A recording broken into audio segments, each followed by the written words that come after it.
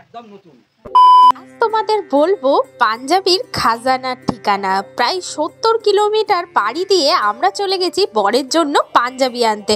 ভিডিওটা শেষ পর্যন্ত দেখো, কোথায় গেছি সেটা কিন্তু অবশ্যই বলবো। চারপাশের এত সুন্দর দৃশ্য দেখতে দেখতে আমরা কিন্তু পৌঁছে গেছি। এই জার্নিটা ছিল আমাদের প্রায় 3 ঘন্টা। দুটো ট্রেন পাল্টানো, তারপর টেকারেও প্রায় 50 মিনিটের উপর গেছি। আর জার্নি করে যাওয়ার পর শরীরটা তো খুবই ক্লান্ত হয়ে গেছিলো। তবে এই এত কালেকশন দেখে আমাদের দুজনকারই কিন্তু মনটা একদম ভালো হয়ে গেল। এটা হচ্ছে একদম পাঞ্জাবির খাজানা। আর সত্যি কথা বলতে ওনাদের প্রত্যেকের ব্যবহার এতটা ভালো। আর আমরা প্রথমবার গেছি বলে আমাদের জন্য অনেক কিছু ব্যবস্থা করেছিল। তোমরা যারা বড় বড় পাঞ্জাবির শোরুম বা অনলাইন থেকে পাঞ্জাবি কেনো, তারা এখানে না আসলে বুঝতেই পারবে না যে কতটা দামের পার্থক্য হয়।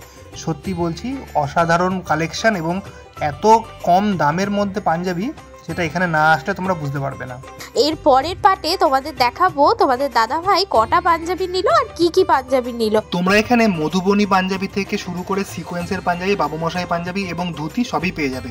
এবার তোমাদের বলে দিই তোমরা এখানে কি করে আসবে।